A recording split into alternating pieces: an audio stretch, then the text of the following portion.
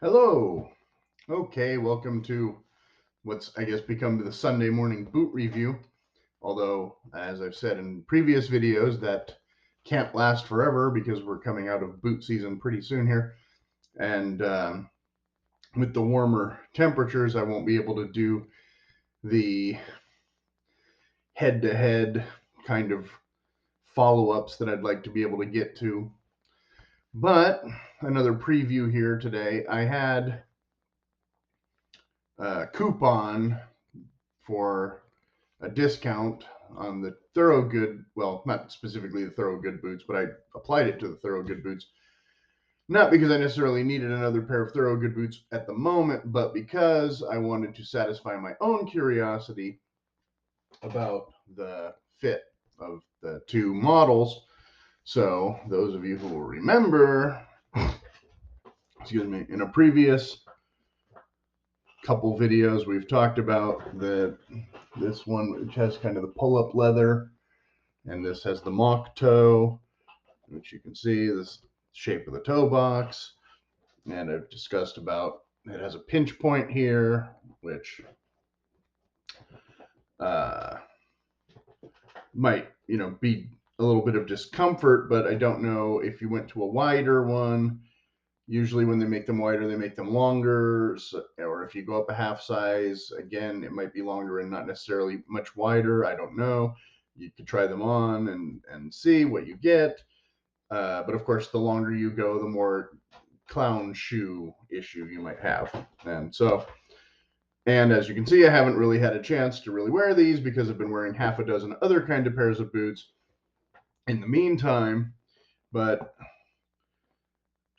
wedge sole, again, the 8-inch height, which pretty much only this model in this price comes with that. So this is a little redundant for those of you who watch the other two Thorogood videos, but if you haven't, then, brief rundown, speed hooks, which I don't really care for, but that's life. The reinforcement stitching, because this leather is so pliable or pliant or whatever. Somewhat gusseted tongue, but not all the way up like the logger boots. Now, I had seen a couple videos. One was Nick's, and there was another, I think. They had said, it was kind of a clickbait title. We've turned these Thorogood boots into heavy-duty logger boots, and what they've done is just replace the outsole with more lugs, pretty much. I don't believe that they did anything with the interior.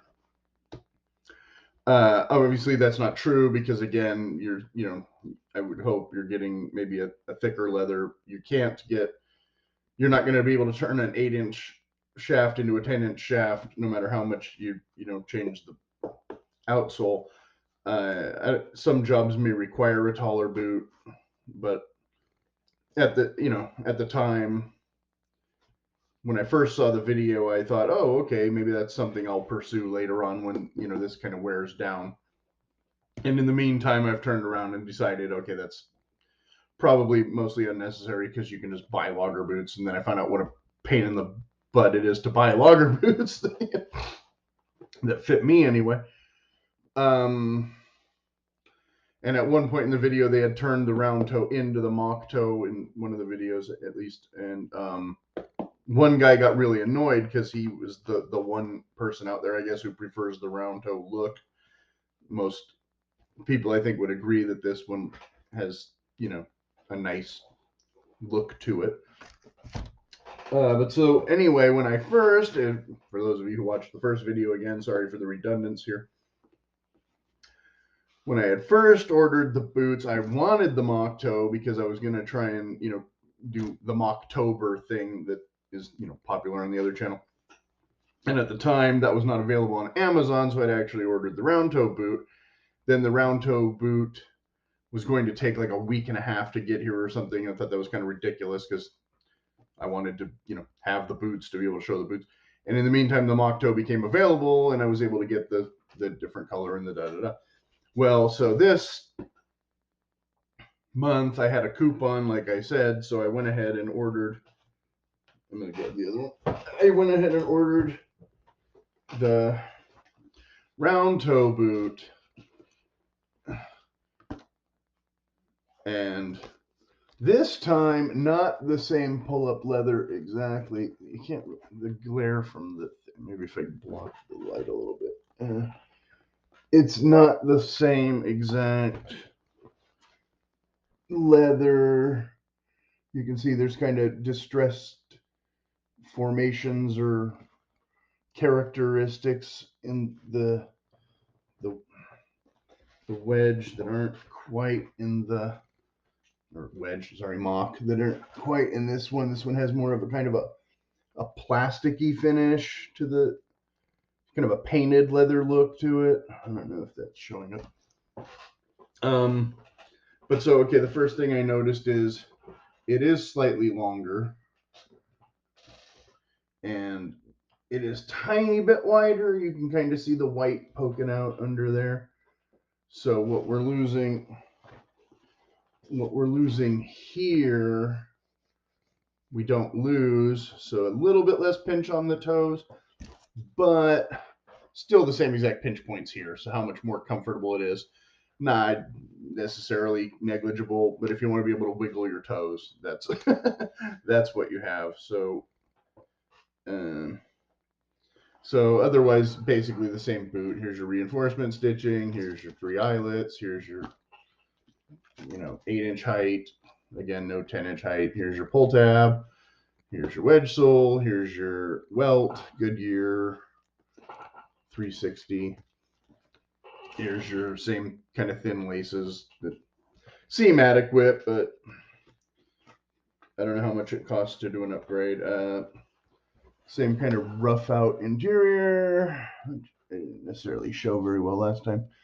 This, again, this is on the inside of the speed hooks, so you don't have to worry about, this is what I was complaining about with a lot of the logger boots is on the regular eyelets, they still have this and the laces can kind of catch on that and shred. Whereas if it's on the outside, the lace staying out here, it's not going to grab on that. Removable foot thingy. I never pull these out in the other videos, but here today you get a special treat so I can show what's down here. Kind of the heel killer a bit. So hopefully, yeah, that's sewn down and it's soft. So hopefully this is not, there is a second, this stitching runs above this.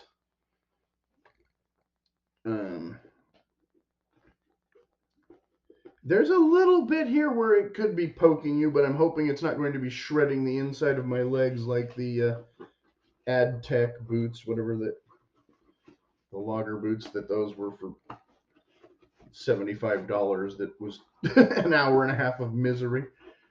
I still haven't taken those to a shoe guy to see what they can do for me with that. And so this has